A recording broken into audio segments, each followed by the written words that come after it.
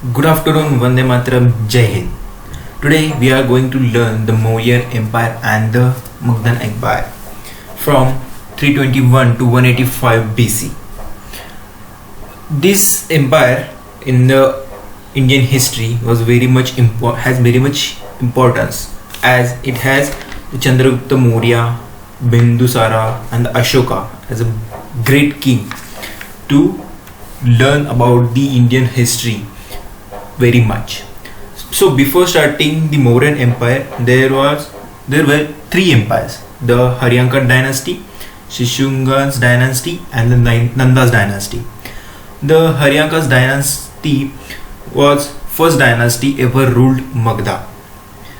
The founder of that Haryanka's dynasty was Bimbisara from 544 to 492 BC.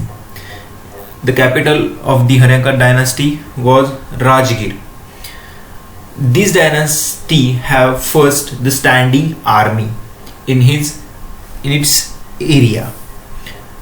His son, the Bimbisara's son, was Ajatashatru. Then comes the Shishunga's dynasty.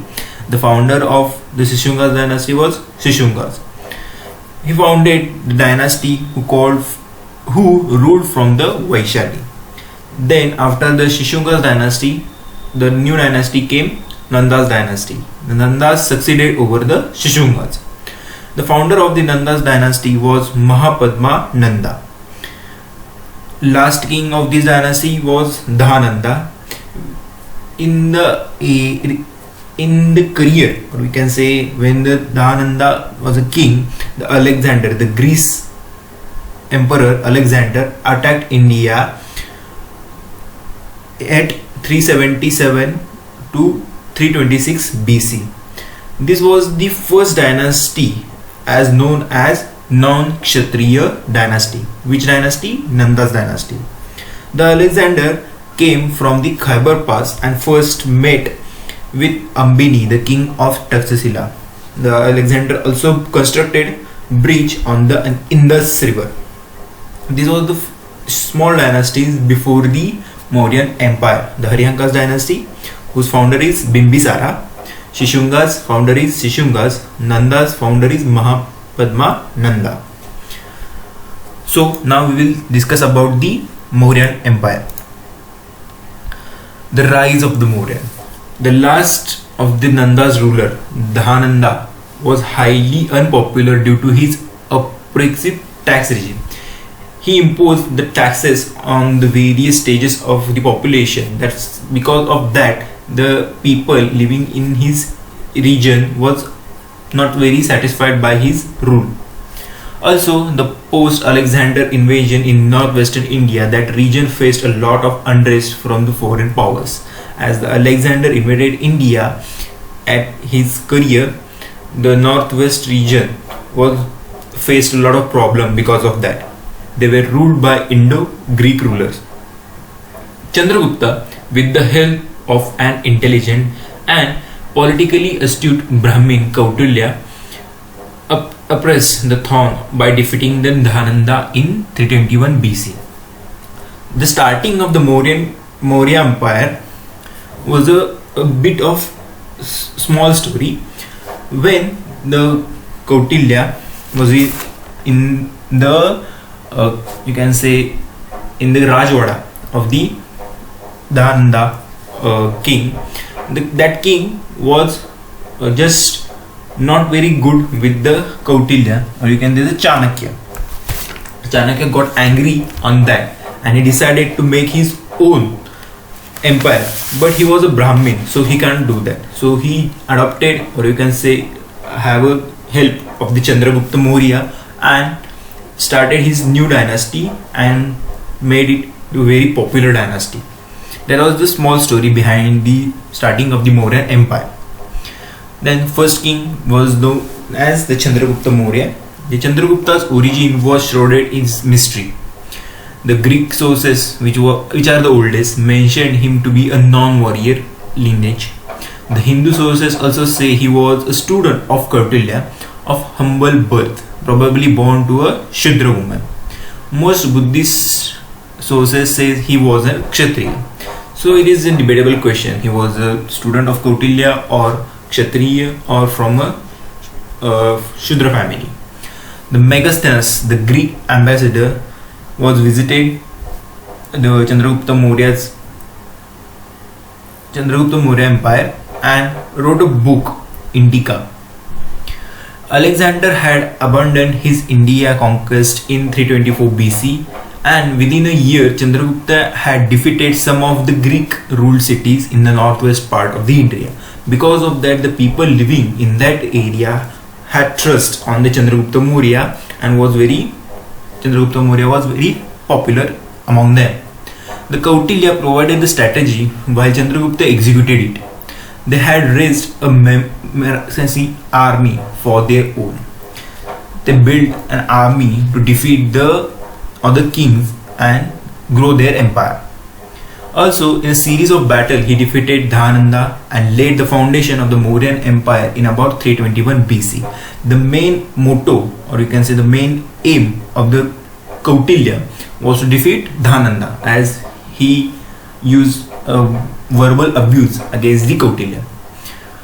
In 305 BC, he entered into a treaty with Seleucus Nicator, a general of Alexander who ruled over the northwest India, in which Chandragupta acquired Baluchistan, eastern Afghanistan, and the region of the west of Indus.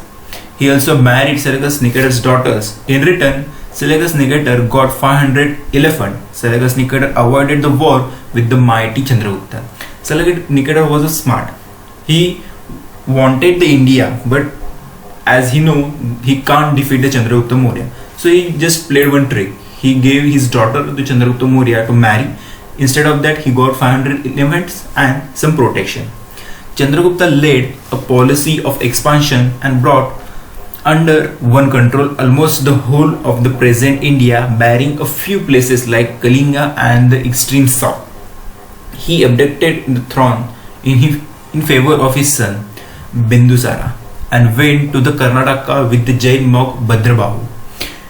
He went to the south to join the Jain monk Bhadrabahu and gave his throne to the Bindusara. Remember, Chandragupta Maurya's son was Bindusara and the Haryanka's dynasty's founder was Bimbisara. That was the difference, and most of the students get confused in this.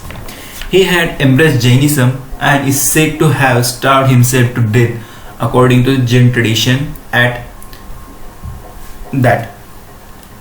Then comes the Bindusara. He was the son of Chandragupta Maurya. He ruled from 297 BC to 273 BC. He is also called as Amitraghata, the slayer of foes, that is, killer of enemies. The Damacus was a Greek ambassador at his court. He had appointed his son Ashoka as the governor of the Ujjain and Sumana at Takshashila.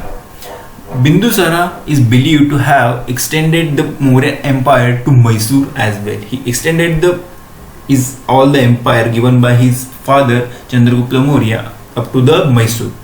There is not much to remember about the Bindusara. Just remember he is also known as the Amitraghata, the killer of enemies, and the Damacus was a great ambassador present at his court. Then comes the major and the most important king, the Ashoka, the son of the Mauryan Emperor or Bindusara, the grandson of Chandragupta Maurya. His other names was Devnampiya, Sanskrit Devnampiya means beloved of the gods, and Piyadasi. He was born in 304 BC. His capital was Pataliputra, that is Patna, and had provincial capital at Takshashila and Ujjain.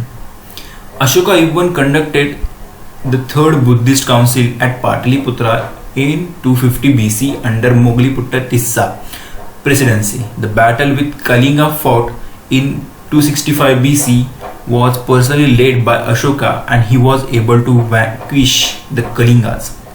We have discussed about the Buddhist council in the yesterday's videos, so you got to know about how these Buddhist council happened. He defeated the Kalingas, and entire Kalinga was defeated at the 265 BC. Ashoka's 30th rock edict describes the Kalinga's war with it. That means he written some instructions or rules on the rocks, and it is known as the rock edict. There are a few rock edicts we will discussing about it further. He became the Dharmashoka from Chandrashoka. In about 263 BC, Ashoka converted to Buddhism. Mogliputta Tissa, as a Buddhist monk, became his mentor. The rock edicts of the Ashoka. He erects pillar and edicts all over the subcontinent and even in the modern day Afghanistan, Nepal, Bangladesh, Pakistan to spread the Buddha's word. These inscriptions are the first tangible evidence of Buddhism. They were kept in public places along trade route so that the maximum number of people would read them. More than religious discourse, they talk about the moral duties of the people, how to conduct life, Ashoka's desire to be a good and benevolent ruler, and about Ashoka's work towards this end.